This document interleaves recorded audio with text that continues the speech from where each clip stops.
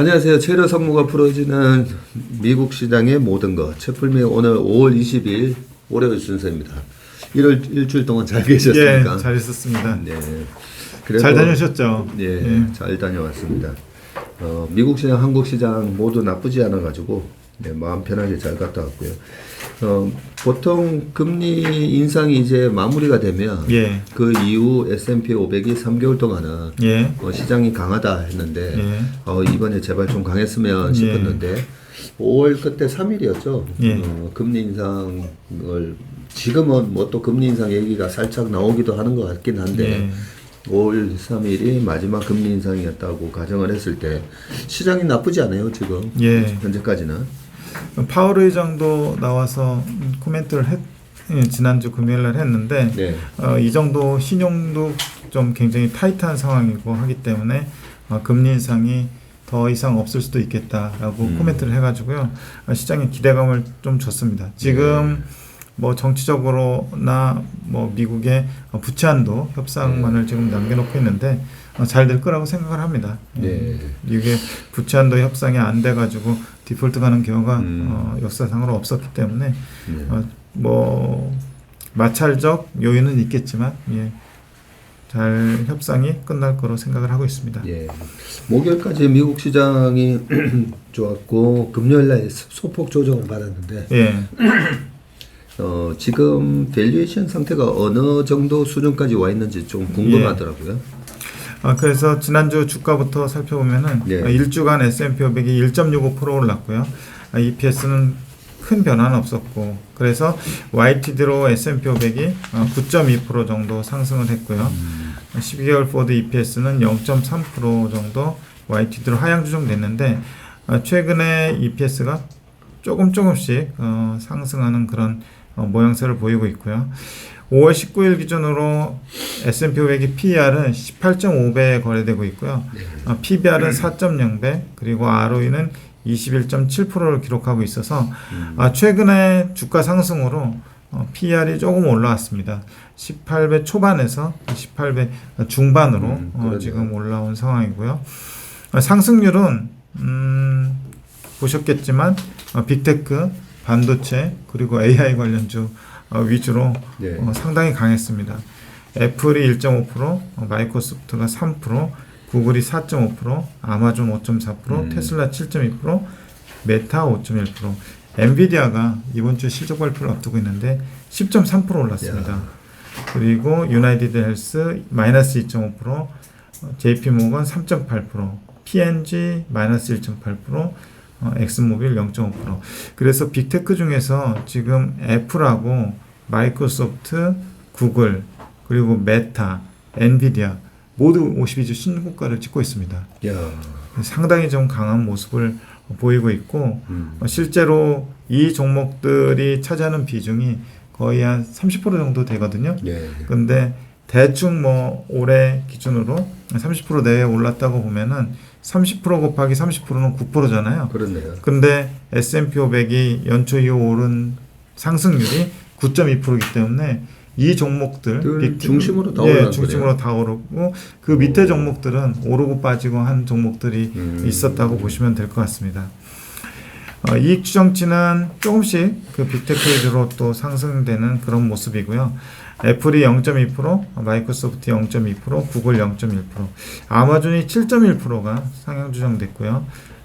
테슬라도 0.6%, 메타 0.1%, 엔비디아 1.1% 이런 식으로 IT 쪽으로 상향 조정되는 그런 모습이었고요. PER은 조금 더 상승했습니다. 애플이 27.7배에 거래되고 있고 마이크로소프트가 29.4배까지 올라왔고요.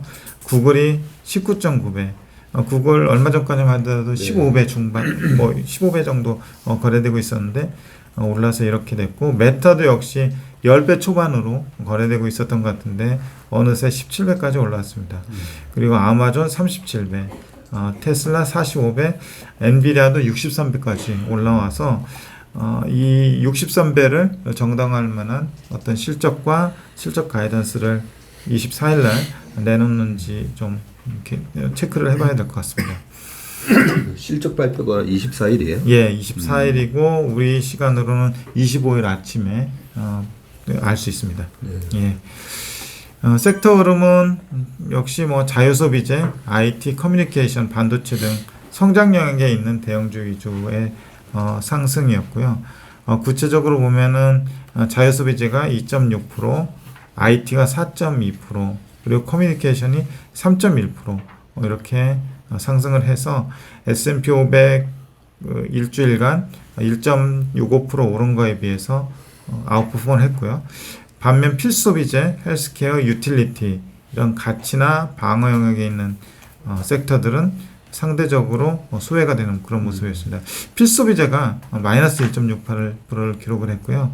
그리고 유틸리티 마이너스 4.36%, 그리고 부동산 마이너스 2.4%, 그리고 헬스케어 마이너스 0.67% 이렇게 기록을 하면서 뚜렷하게 섹터 차별화가 나타나고 있는 와중에 포워드 EPS는 그 실적 발표 이후에 한번 점프한 다음에 계속 그 상승 완만한 상승세를 유지를 하고 있는 그런 상황입니다.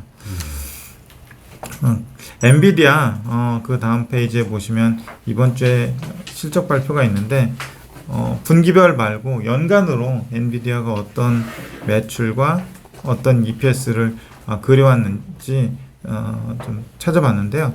18년 1월부터 25년 1월, 그래서 24년 1월하고 25년 1월은 추정치가 되겠고요. 한번 23년 그러니까 22회계년도에 그러니까 22년부터 23년 1월까지 한번 좀 그 빠졌다가 변동 또는 매출이 좀 완만하게 있다가 24년, 25년에 다시 상승하는 모습입니다. YOY 증감률로 보면은 한 30%씩 향후 2년 동안 상승하는 걸로 컨센서스가 지금 잡혀 있는 상황이고요. 주가 추이 보면 아까 말씀드린 대로 52주 신고가 그리고 역사적 신고가를 얼마 남겨놓고 있지 않은 상황입니다. 예. 그래서 정직하게 시장의 컨센대로 그리고 실적 추정치대로 주가가 지금 움직이고 있다고 보시면 될 것 같고요. 미국채 10년물하고 기대 인플레이션하고 장단기 금리차 하이힐드 스프레드를 보면은 지난주에 금리가 조금 튀었습니다. 그래서 3.5% 내외에 있던 금리들이 20bp 내외로 튀어오르면서 미국채 10년물이 3.67%로 마감을 했고요. 금요일 기준으로 주간 기준으로는 21bp가 상승을 했습니다. 미국채 2년물은 3.27%. 그 주간 물이 잘못되네요. 그렇죠? 예. 미국 2년물이 4.27네요. 네. 감사합니다. 4.27 앞에 자가 잘못 썼네요. 그래서 주간 기준으로 28bp가 올랐고요. 장단기 금리차는 59bp 마이너스를 기록하고 있습니다. 기대 인플레이션도 2.25%로 6bp가 주간 기준으로 올랐고요. 실질 금리도 16bp가 올라서 1.43%를 기록을 하고 있습니다. 회사채도 AAA 기준으로 19bp가 올라서 4.73%, 그리고 BAA 등급 회사채도 5.85%를 기록하면서 21bp가 주간 기준으로 상승했습니다. 전반적으로 좀 지난주에 경제 지표, 특히 이제 고용 지표가 그렇게 나쁘지 않았어요. 주간 실업 수당 신청 건수하고 연속 실업 수당 신청 건수가 좀 낮게 나오면서 금리에 좀 영향을 준 것 같고요. 그리고 좀 낮은 수준에 있다가 약간 반등한 걸로 이렇게 보여집니다. 하이힐드하고 하이힐드 스프레드 보면은 하이힐드는 그 국채금리가 좀 상승하면서 15bp가 올라서 8.54%를 기록했고요.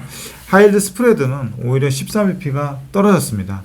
그래서 4.62%를 기록을 했고요. 그렇네요. 예. 그래서 크레딧 쪽에서의 어떤 뭐 문제나 뭐 이런 것들은 아직까지 감지되고 있지는 않은 상황입니다.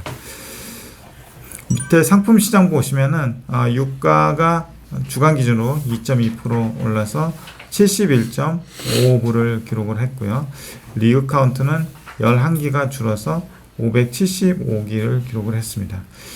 구리가 0.2% 올라서 3.72불을 기록을 했고, 천연가스가 간만에 14.1%가 올랐어요. 그래서 2.59불을 미국 쪽에서는 기록을 했고, 유럽 쪽에서는 마이너스 7.9%가 빠져서 30.2유로를 기록을 했습니다.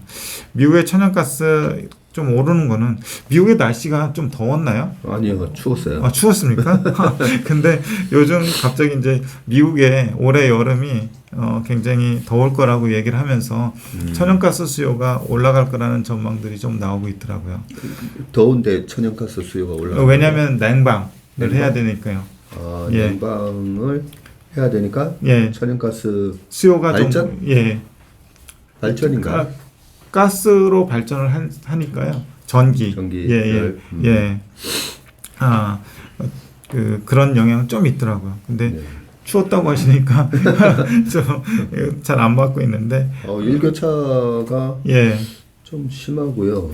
그리고 일중 하루는 그 졸업식이 있었던 수요일 같은 경우에는 담요를 샀어요. 담요를. 그러셨어요? 이번에도 에어비앤비에서 숙박하셨습니까? 아니요. 아들 집에서. 그렇습니까? 아들 집에서 싱글 침대인데 싱글 침대에서 3명이서 자고 좀 험불하게 살았습니다. 나중에 또 기회 있으시면 많이 얘기해 주시고요. 외환시장은 달러 인덱스가 103.2를 기록하면서 0.5%가 상승을 했고요. 달러 원 환율은 1.28%가 하락했고 1325.2원을 기록했습니다. 달러 인덱스가 여기서 뭐 더 이상 올라가지는 않는 그런 모습입니다. 코스피 쪽 보면은 코스피도 일주일간 2.5%가 올랐고요. EPS도 2.2%가 올랐습니다. 삼성전자 하이닉스의 독주가 있었는데 삼성전자가 일주일에 6.7%가 올랐고요. 많이 올랐네요. 하이닉스가 11.6%가 올랐습니다. 간만에 이렇게 세게 올랐고요. YTD로 보면은 코스피가 13.5%가 올랐고요. 12개월 포워드 EPS도 마이너스 3.9% 하향 조정된 상태인데 점점 이게 좀 갭이 좁혀지고 있는 느낌입니다. 역시 12개월 포워드 EPS는 반도체 영향을 많이 받을 거고 맞습니다. 반도체 주식은 이익이 오히려 빠질 때 주가가 올라가고 이익이 최고 좋을 때 오히려 그때부터 주가가 떨어지는 경향이 있어서 EPS가 어떻게 하향 조정되는데 주가가 올라가나 하는 부분은 우리나라 코스피가 반도체 비중이 좀 커서 그렇다. 그렇습니다. 그렇게 볼 수가 있네요. 하이닉스가 지난주 12%나 올랐으니까 참 기분 좋게 올랐다 그죠? 그렇습니다. PBR이 0.93배로 여전히 1배 미만에서 코스피는 거래가 되고 있고요.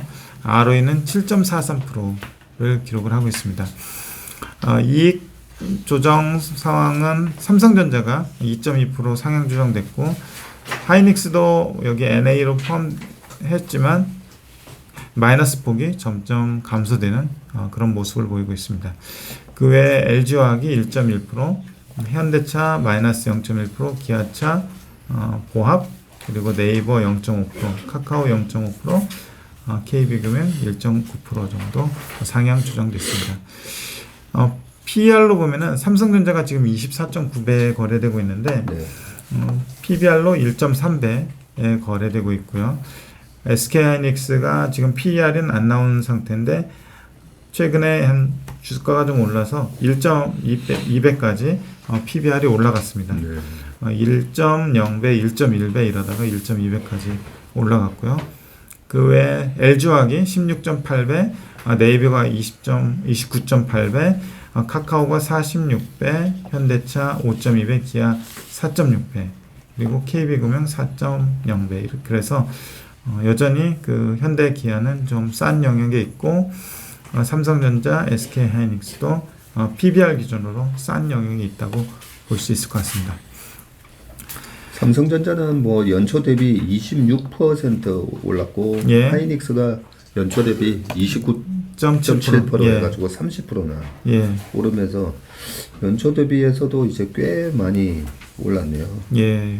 우리나라 코스피 연초 대비 13.5% 오른 거에 비하면 삼성전자, SK하이닉스 다 시장보다 2배 이상 시장보다 올랐네요. 2배 올랐고요.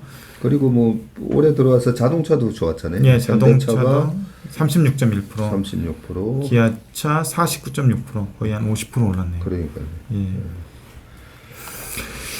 그래서 미국이나 우리나라나 대형주가 이끄는 그런 모습은 비슷하게 나타나고 있는 것 같습니다. 예. 1, 2, 3, 4월 달은 뭐 여러 번 말씀드렸지만 코스닥이 예. 워낙 강하게 오르는 장이었고 오히려 5월 달 넘어가면서부터는 이제 대형주가 랠리가 좀 있는 걸로 저희가 예상을 했기 때문에 예. 대형주가 갈 때는 또 코스닥이 좀 쉬어가는 그런 모습을 보이고 있는데 이런 현상이 이제 대형주 랠리가 마무리되는 시점까지는 좀 지속될 것 같은데 예. 아까 초반에 말씀드렸듯이 미국의 금리가 동결되고 나서 예. 인상이 이제 멈추고 나면 주가가 3개월 동안은 굉장히 강하기 때문에 그렇게 감안을 하면 5월 3일이었으니까 예. 5월, 6월, 7월 예. 그러니까 이번에는 세린메이가 아니라 약간 또 대형주 쪽으로 가서 돈을 벌고 7월 말 정도까지 보통 우리나라 코스피의 또 7월 상승률이 12개월 중에 예. 세 번째인가 네 번째인가 높아요. 예, 그래서 이번에는 좀 썸머 랠리 이번 7월 말까지는 썸머 랠리도 한번 기대해봐도 되지 않을까 그런 생각도 듭니다. 시장에 미국도 그렇고 우리나라도 그렇고 예금에서 빠져서 MMF로 가고 있고요. 그렇네요. 예, 그 자금의 이동이 계속되고 있더라고요. 그래서 여전히 일단은 안정적이면서 금리가 수익률이 높은 쪽으로 가고 있는데 증시가 조금 더 견조한 모습을 보이면 그 MF로 갔던 자금들이 그렇죠. 다시 증시로 유입될 가능성이 있어 보입니다. 네. 그러니까 국내 금리 보시면 미국 금리 영향을 받아서 국내도 좀 올랐는데 국고채 10년물이 3.34%를 기록을 했고요. 주간 기준으로는 11bp가 올랐습니다. 3년물은 이거 제가 좀 잘못 표기한 것 같은데 3.34가 아니라 3.26 이렇게 될 것 같습니다. 3.26이 예. 왜냐하면 장단기 금리 차가 8bp 때문에 그렇게 될 것 같은데 한번 확인해 주시죠. 우리나라는 뭐 3년이나 10년이나 예. 거의 붙어 있으니까요. 예, 크게 차이는 없습니다. 증시 주변 자금 보면은 투자 예탁금이 49.7조 주간 기준으로 0.5조가 줄었고요. 신용융자는 18.4배 주간 기준으로 3천억 정도가 줄었습니다.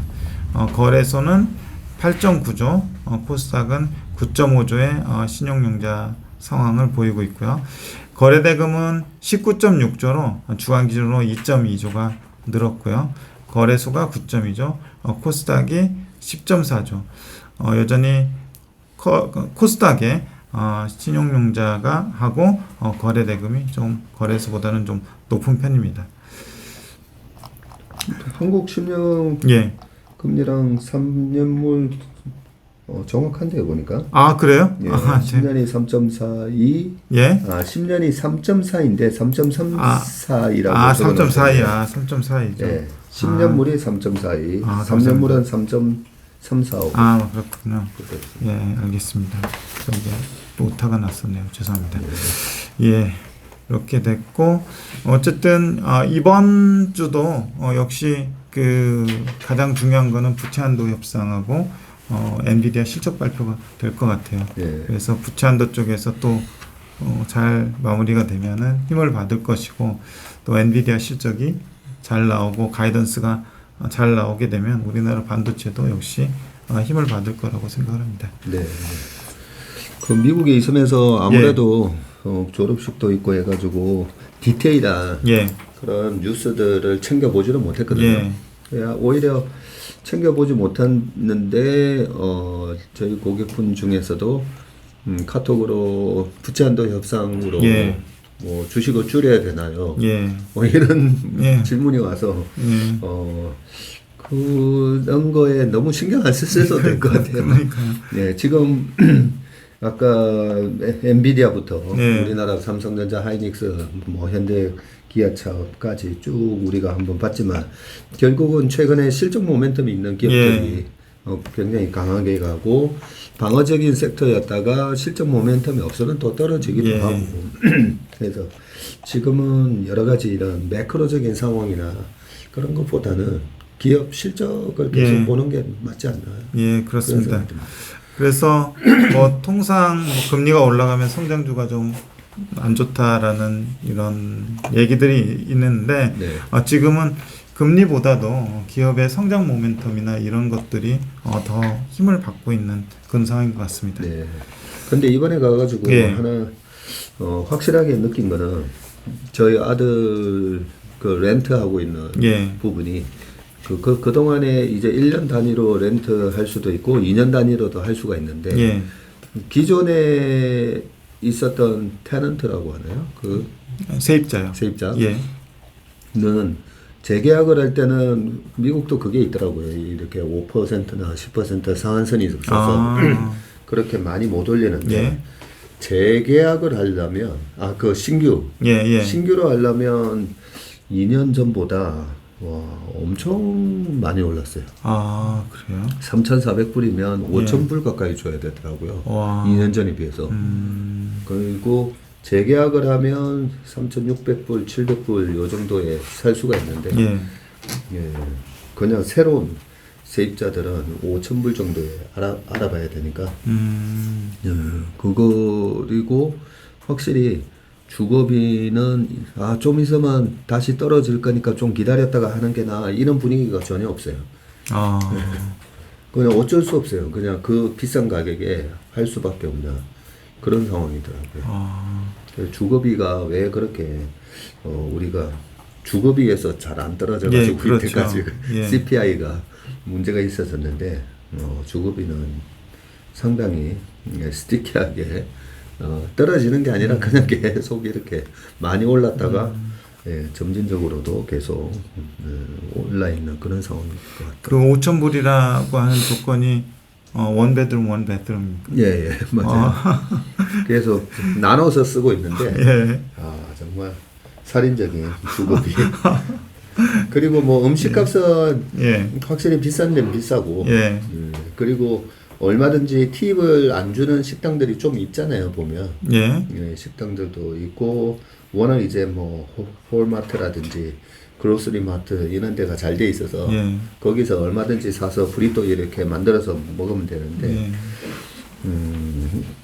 그 식사비도 조금 뭐 한국에 비해서는 엄청 비싸죠.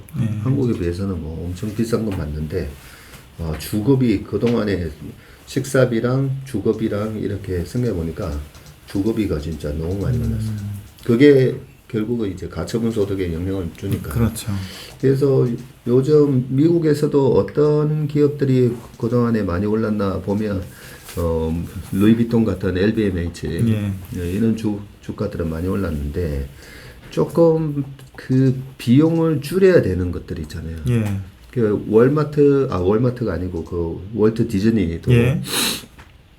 우리가 관심이 많은데 결국 이렇게 필수 소비재적인 거에서 가격이 많이 오르다 보니까 가처분 소득이 줄어든 만큼 뭔가 줄여야 되잖아요. 예. 그럼 뭘 줄일까라고 생각해 보면 모르겠어요. 넷플릭스 안 보고 살 수도 있지 않나요?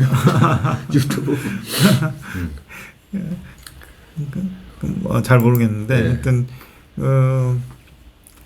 제가 요즘 읽은 거는 이제 방금 식당 얘기하셨잖아요. 식당에서 팁 문화가 좀 바뀌고 있다고 나오긴 하더라고요. 그 화면으로 해가지고 자기가 얼마의 팁을 낼 것인가 그 퍼센트를 찍게 돼 있다고 하더라고요. 뭐 0%부터 뭐 30%까지. 근데 제가 그냥 농담삼아 0을 찍으면 어떻게 되냐. 그러니까 거기에 0을 찍는 이유가 뭔지 그렇게 기술해달라 뭐 그런 게 좀 있다고 하더라고요. 그래서 팁도 상당히 좀 비싸진 걸로 제가 또 들었어요, 그냥. 그러니까 예. 팁도 예. 저희 딸은 LA에 있으니까 예. 와서 하는 말이 거기는 그래도 15%부터 이렇게 적혀 순차적으로. 있는데 예. 예, 영수증에 아예 팁을 이렇게 적혀서 나오잖아요. 예. 15, 뭐 18, 20, 뭐 이런 식으로. 예. 근데 뉴욕은 18%, 20%, 25%인가? 예. 아예 이제 하단이 예. 18% 정도부터 시작하고. 아, 그래요? 네, 그걸 보면서 깜짝 놀랐더라고요. LA 쪽은 15%인데. 예. 그리고 아침에 김동환 소장님도 미국 갔다 오셔가지고 예. 하시는 말씀이 샌프란시스코를 가봤더니 샌프란시스코 경기가 되게 안 좋다는 거예요. 아. 확실히 캘리포니아가 이번에 뭐 실리콘밸리 뱅크도 망하고 했지만 캘리포니아 쪽이 뭔가 좀 안 좋은 것 같아요.